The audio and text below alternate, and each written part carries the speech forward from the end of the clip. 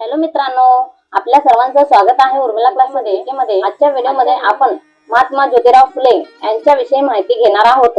तर चला मग सुरू करूया। 18व्या शतकाचा सूर्य मावळला होता आणि 19व्या शतकाची पहाट पुण्याच्या मातीत एक विचित्र संभ्रम घेऊन उगवत होती। पेशवाई संपली होती आणि इंग्रजी सत्ता स्थिरावली, पण हा बदल फक्त राजवाड्यांपुरता मर्यादित होता। सामान्य माणसाच्या आयुष्यातील अंधार तसेच होता। शूद्र, अतिशूद्र, स्त्रिया अजूनही अन्यायाच्या बेड्यांमध्ये कैद होत्या। दृश्य हळूहळू पुण्याच्या एका साध्या घराकडे सरकत होते। घरात मंद तेलाचा दिवा पेटलेला आहे, बाहेर पाऊस रिमझिम पडत आहे आणि पहा, अशाच काळोख्या वातावरणात 2 एप्रिल 1827 रोजी गोविंदराव फुलेंच्या घरी एका नवीन सूर्याचा जन्म झाला, ज्याचा प्रकाश पुढे संपूर्ण भारताच्या समाज उजळून टाकणार होता। पुण्यातील स्कॉटिश मिशनरी शाळेत शिक्षण घेत असताना तरुण ज्योतिराव फुले यांच्या आयुष्यात एका पुस्तकाने मोठी क्रांती घडवली। ते पुस्तक होतं थॉमस पेन लिखित राईट्स ऑफ मॅन। रात्रीच्या शांत अंधारात मिणमिणत्या दिव्याखाली ज्योतिराव त्या पुस्तकातील प्रत्येक शब्द मनात साठवत होते। त्या विचारांनी त्यांच्या अंतरात्म्यात प्रश्नांचे वादळ उठवले होते। जर सर्व माणसाची लेकरं आहेत, तर मग ही उच्च निश्चितेची भिंत कोणी उभी केली? जगाला स्वातंत्र्य आणि समतेचा संदेश मिळू शकतो, तर माझ्या देशातील शूद्र आणि अतिशूद्र अजूनही गुलामगिरीत का जगत आहेत? असं त्यांच्या मनात अनेक प्रश्न येत होते। अशा प्रकारे ज्योतिरावांच्या मनात अनेक प्रश्न येत असताना काही क्षण शांतता पसरली। नाही, हा अन्याय आता जास्त काळ टिकणार नाही। त्या रात्री फक्त एक पुस्तक वाचलं जात नव्हतं, तर एका सामाजिक क्रांतीचा जन्म होत होता। ज्योतिरावांना समजलं होतं, ज्ञानाशिवाय उद्धार नाही। पुण्याच्या रस्त्यांवर सनई चोगळ्यांचे सूर घुमत होते, लग्नाची वरात आनंदात पुढे सरकत होती। तरुण ज्योतिराव फुले आपल्या मित्राच्या आनंदात मनापासून सहभागी झाले होते। विठ्ठल विठ्ठलच्या जयघोषात वातावरण भरावून गेले होते, पण अचानक काही सनातनी नजारा ज्योतिरावांवर खेळाल्या। थांबवा, ही वरात! एक कर्कश आवाज संपूर्ण वातावरण चिरून गेला। अरे ज्योतिबा, तुझी ही हिम्मत! तू शूद्र असून उच्चवर्णीयांच्या बरोबरीने चालतोस? दुसरा आवाज आणखी कठोर झाला। तुझा स्पर्श आम्हाला विटाळतो। ज्योतिबाला म्हणाले, तुझी पायरी विसरू नकोस, निघ इथून। क्षणभर संपूर्ण वरात शांत झाली। मित्रांच्याही नजरा खाली झुकल्या। ज्योतिबा, तू जरा मागून ये, नको वाद! हे शब्द त्यांच्या काळजावर घाव घालत होते। त्या क्षणी ज्योतिराव काही बोलले नाहीत, पण त्यांच्या आत एक ज्वालामुखी धगधगत होता। अपमानाने त्यांच्या डोळ्यात वेदना होत्या आणि मनात हजारो प्रश्न। त्या रात्री त्यांना झोप लागली नाही, कारण तो अपमान फक्त एका व्यक्तीचा नव्हता, तर संपूर्ण बहुजन समाजाच्या अस्तित्वावर झालेला आघात होता। आणि त्याच रात्री ज्योतिरावांनी एक निर्धार केला। ही अन्यायाची व्यवस्था मोडायची असेल, तर शिक्षणाची तलवार हाती घ्यावी लागेल। समाज बदलायचा असेल, तर सुरुवात शिक्षणापासूनच करावी लागेल, हे ज्योतिराव फुले यांनी ओळखलं होतं। पण त्या काळात स्त्रीला शिक्षण देणं म्हणजे समाजविरुद्ध बंड मानलं जात होतं। अशा वेळी ज्योतिरावांनी सर्वात आधी शिक्षणाची ज्योत आपल्या घरातून पेटवली। ते स्वतः सावित्रीबाई फुले यांना अक्षर ओळख शिकवत होते। पाठीवर उमटणारं प्रत्येक अक्षर एका नव्या युगाची सुरुवात करत। आणि मग काय, 1 जानेवारी 1848 साली पुण्यातील भिडेवाड्यात भारतातील मुलींची पहिली शाळा सुरू झाली। तो क्षण इतिहास घडवत होता। बघा मित्रांनो, त्या कालखंडात परिस्थिती किती बिकट होती, त्या कालखंडातही त्या परिस्थितीला ज्योतिराव फुले यांनी कसे सामोरे गेले आणि सावित्रीबाई यांना मुलींची शिक्षणाची ज्योत पेटवायला लावली। आणि मग काय, सावित्रीबाई रोज शाळेकडे निघत असत, पण समाजाला हे मान्य नव्हतं। रस्त्यावर लोक त्यांच्यावर दगड फेकत, शेण फेकत, अपमानास्पद शब्द बोलत, पण त्या थांबल्या नाहीत। ज्योतिराव शांतपणे म्हणाले, सावित्री, डगमगू नकोस, हे शेण नाही, ही भविष्यात उमलणाऱ्या ज्ञान फुलांची बीज आहेत। एक स्त्री शिकली तर संपूर्ण कुटुंब शिकतं। सावित्रीबाईंनी डोळ्यातलं पाणी पुसलं आणि निर्धाराने पुढे चालू लागल्या। मला भीती नाही, कारण या दगडफेकीतूनच उद्याच्या प्रज्ञेचे डोंगर उभे राहणार आहेत। त्या दिवशी पुण्याच्या रस्त्यावर फक्त एक स्त्री चालत नव्हती, तर भारताच्या स्त्री शिक्षणाची पहिली क्रांती पुढे सरकत होती। ज्योतिराव फुले यांच्या काळामुळे समाजामध्ये मोठी खळबळ उडाली होती। मुलींना शिक्षण देणं शूद्र अतिशूद्रांना ज्ञानाचा अधिकार देणं हे अनेकांना धर्मविरोधी वाटत होतं. दिवसेंदिवस विरोध वाढत होता. काही सनातनी लोक थेट गोविंदराव फुलेंच्या घरी येऊन धमक्या देऊ लागले. तुम्हाला बहिष्कृत करू, घर जाळून टाकू. एक बाप म्हणून गोविंदराव घाबरले होते. समाजाचा दबाव आणि मुलांबद्दलची काळजी दोन्ही त्यांना आतून तोडत होते. ज्योतिबांचे वडील कातर आवाजात ते म्हणाले, ज्योतिबा, हा नाच सोडून दे. अख्खा समाज आपल्या विरोधात उभा आहे. मला म्हातारपणी हे दुःख सहन होत नाही. एक तर हे कार्य थांबव, नाही तर हे घर सोड. क्षणभर शांतता पसरली.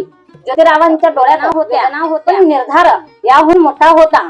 बाबा, ज्या व्यवस्थेत माणसालाच जनावरांसारखं वागवलं जातं, ती व्यवस्था मी मानू शकत नाही. तुमच्या चरणांशी शपथ, मी घर सोडीन, पण सत्याचा मार्ग कधीच सोडणार नाही. आणि त्या रात्री हातात काही पुस्तके, डोळ्यात अश्रू आणि मनात समाज बदलण्याची जिद्द घेऊन ज्योतिराव आणि सावित्रीबाई घराबाहेर पडले. त्या क्षणी त्यांनी फक्त घर सोडलं नव्हतं, तर इतिहास बदलण्याचा मार्ग स्वीकारला होता. कडक उन्हाची जमीन तापली होती. तहानाने व्याकुळ झालेलं एक अस्पृश्य बालक गावातील विहिरीपाशी उभं होतं. त्याच्या डोळ्यात फक्त एका घोट पाण्याची विनवणी होती, पण समाजाच्या कठोर नियमांनी त्यालाही नकारलं. दूर राहा, विहीर विटाळेल. त्या निष्पाप मुलाच्या डोळ्यातली वेदना ज्योतिराव फुले यांच्या काळजाला भिडली. क्षणाचाही विलंब न करता ते पुढे गेले. त्यांनी आपल्या घराच्या अंगणातील पाण्याचा हौद उघडला आणि ठाम आवाजात म्हणाले, या आजपासून हा पाण्याचा हौद सर्वांसाठी खुला आहे. त्यांचा आवाज संपूर्ण परिसरात घुमला. तहानलेल्या माणसाला पाणी देण्यात जो धर्म आहे, तो कोणत्याही पोत्या पुराणात नाही. मानवताचा हाच खरा धर्म आहे. त्या दिवशी फक्त पाण्याचा हौद उघडला गेला नव्हता, तर हजारो वर्षापासून बंद असलेल्या मानवतेच्या दारालाच उघडण्यात आला होता. 24 सप्टेंबर 1873 पुण्यात एक ऐतिहासिक क्षण आकार घेत होता. एका साध्या सभागृहात सर्व जाती धर्मातील लोक एकत्र बसले होते. ना उच्च नीचतेचा भेदभाव, ना स्पर्श अस्पर्शाची भीती. समाज एका नव्या विचाराच्या जन्माचा साक्षीदार बनत होता आणि सत्यशोधक समाजाची स्थापना झाली होती. ज्योतिराव फुले यांनी समाजासमोर एक धाडसी विचार मांडला. ईश्वर एक आहे आणि तो सर्वांचा आहे. त्यांच्यापर्यंत पोहोचण्यासाठी कोणताही मध्यस्थाची गरज नाही. हा विचार त्या काळातील व्यवस्थेलाच थेट आव्हान देणारा होता. सत्यशोधक समाजाच्या माध्यमातून विवाह, पूजा आणि धार्मिक विधी पुरोहितांशिवाय साध्या मराठी भाषेत पार पडू लागले. कारण धर्म हा भीतीचा नाही, मार्ग असावा असा ज्योतिरावांचा विश्वास होता. आणि मग त्यांनी समाजाला एक मंत्र दिलं, विद्या विना मती गेली, मती विना नीती गेली, नीती विना गती गेली, गती विना वित्त गेले, वित्त विना शूद्र खचले. इतके अनर्थ एका अविद्येने केले. त्या शब्दांनी हजारो लोकांच्या मनात प्रश्न जागे केले आणि सत्य शोधण्याची नवी क्रांती सुरू झाली. 1888 साल मुंबईतील मानवी परिसर लोकांच्या प्रचंड गर्दीने फुलून गेला होता. सर्वसामान्य जनता एका अशा व्यक्तीचा सन्मान करण्यासाठी जमली होती, ज्याने आयुष्यभर समाजातील अंधाराशी संघर्ष केला. व्यासपीठावर शांतपणे बसले होते ज्योतिराव फुले. पण गर्दीच्या एका कोपऱ्यात अजूनही कुजबूज सुरू होती. याला व्याकरण तरी येतं का? हा तर धर्म बुडवणारा आहे, हा झाला आहे. पण त्या संकुचित आवाजापेक्षा जनतेचा जयघोष अधिक शक्तिशाली होता. क्षणभरात संपूर्ण सभागृह टाळ्यांच्या कडकडाटाने दुमदुमलं. समारंभातील निवेदक मोठ्या अभिमानाने म्हणाले, आज आम्ही जनतेच्या वतीने ज्योतिराव फुलेंना महात्मा ही पदवी बहाल करत आहोत. संपूर्ण वातावरण जयघोषांनी भरून गेलं. महात्मा फुले अमर रहो. पण त्या जल्लोषातही ज्योतिराव अत्यंत नम्र होते.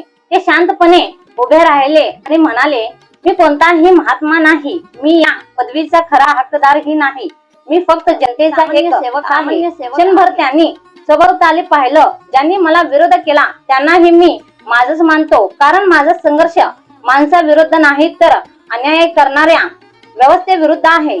त्या क्षणी लोकांनी फक्त एका व्यक्तीचा सन्मान केला नव्हता, तर मानवतेसाठी लढणाऱ्या एका युग पुरुषाला महात्मा म्हणून स्वीकारलं होतं. पुण्यावर प्लेगचं भीषण संकट कोसळलं होतं. मृत्यूचं सावट प्रत्येक गल्लीमध्ये पसरलं होतं. लोक आपल्या माणसांनाही स्पर्श करायला घाबरत होते. पण सावित्रीबाई फुले अजूनही मानवतेसाठी रस्त्यावर उतरल्या होत्या. एका लहानशा प्लेग ग्रस्त मुलाला त्यांनी आपल्या पाठीवर घेतलं आणि त्या मेडिकल छावणीकडे धावत सुटल्या, कारण त्यांच्यासाठी सेवा हाच खरा धर्म होता. त्या दरम्यान ज्योतिराव फुले यांचा जीवन प्रवास आता शेवटकडे झुकत होता. त्यांच्या जवळ शांतपणे बसल्या होत्या सावित्रीबाई आणि बाजूला उभा होता त्यांचा दत्तक मुलगा यशवंत. समाजासाठी आयुष्यभर जळणारा तो सूर्य आता मावळत होता, पण संघर्ष अजूनही संपला नव्हता. अंत्यसंस्काराच्या वेळी पुन्हा सनातनी विरुद्ध सुरू झाला. शूद्राला अग्नी देण्याचा अधिकार नाही, दत्तक मुलगा विधी करू शकत नाही. क्षणभर वातावरण तणावाने भरून गेलं. तेवढ्यात सावित्रीबाई शांतपणे पुढे आल्या. त्यांच्या हातात धगधगती मशाल होती, त्यांच्या डोळ्यात अश्रू होते, पण मनात अढळ धैर्य. आणि इतिहासात पहिल्यांदाच एका पत्नीने आपल्या पतीच्या चितेला अग्नी दिला. त्या एका मशालीच्या ज्वालेत हजारो वर्षाच्या परंपरा जळून गेल्या. क्रांतीचा सूर्य मावळला होता, पण त्याने पेटवलेली मशाल आता लाखो मनांमध्ये जिवंत झाली होती. आज काळ बदलला आहे. शाळांच्या वर्गात खोल्यांमध्ये मुली आत्मविश्वासाने शिक्षण घेत आहेत. विज्ञान, तंत्रज्ञान, न्याय व्यवस्था, प्रत्येक क्षेत्रात स्त्रिया आणि बहुजन समाज आपली नवी ओळख निर्माण करत आहेत. भारतीय संविधानाने समानतेचा अधिकार दिला, पण त्या विचारांची बीज खूप आधी पेरली गेली होती. ज्योतिराव फुले आणि सावित्रीबाई फुले यांनी पेटवलेली शिक्षण, समता आणि मान आहे. कारण महात्मा फुले हे फक्त एक नाव नव्हतं, तो अन्यायाविरुद्ध पेटलेला विचार होता. आणि जोपर्यंत जगात भेदभाव, अज्ञान आणि अन्याय जिवंत आहे, तोपर्यंत महात्मा हा विचार ही धगधगत राहील, अमर राहील.